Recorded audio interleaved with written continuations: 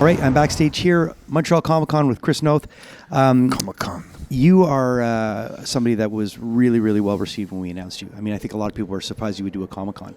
Yeah, I was surprised. Well, it's just because a lot of people think it's all based in sci-fi or. Well, it feels that way a little bit. No, I feel a little bit of a fish out of water. No, it's pop culture, you know, and obviously a lot of Sex and the City questions. But I remember Law and Order. You know, I'm 55, so I remember when that first hit. And I mean, I was obviously, you mentioned Hill Street Blues. I was a big cop show guy. I still am. Yeah. But that was really something different. It was for network, it was radically different. So different. Yeah. And you talked in the panel about the real New York, the gritty New York. Yeah. I remember going to New York in the '70s, going to see my uncle who lived in Queens, and it was just different. And now it's But what was it like filming in New York at that time when it was a little gritty? It was adventurous. It was great. And it was the only New York I knew. The New York of today, I almost don't recognize. So many Disneyland neighborhoods at Disneyland on 42nd Street. Yeah. Everything, the fashion that took over the meatpacking district, which is completely transformed into like the Soho House and, various uber expensive restaurants and clubs and things like that. That's why I said I kind of feel like Sex and the City, kind of like the city mimicked what the show with the fashion and Mr. Big taking to carry out to the best restaurants.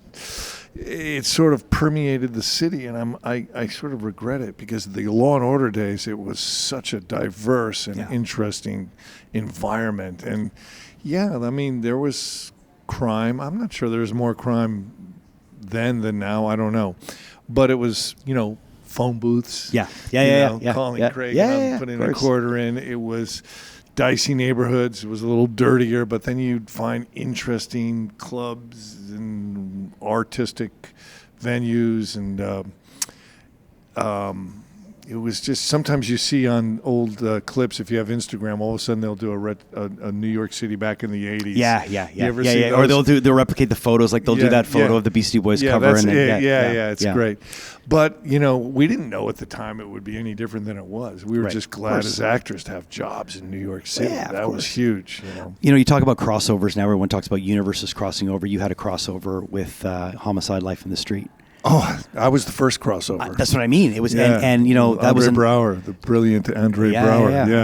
It was cool. And John Waters. It was just cool to know that those universes kind of existed. We were always jealous of Homicide because it was really pushed the boundaries. And then it was very character. There was no procedural at all to it. It was all. We were like, give us some of that, but.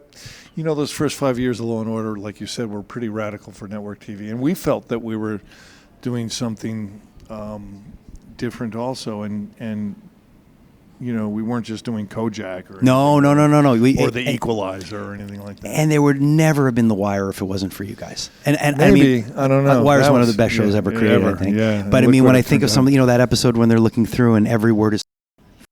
And then that would not have happened if you guys weren't doing. But we didn't get to say that. No, you didn't. So we were like, give us a. Hey, thanks so much for taking the time. Sure. You're going to be here this weekend? Yeah, I'm up there doing the Comiccon. Absolute pleasure having you here, man. Yeah, thanks a lot. Awesome. Pleasure. Thank you. See ya.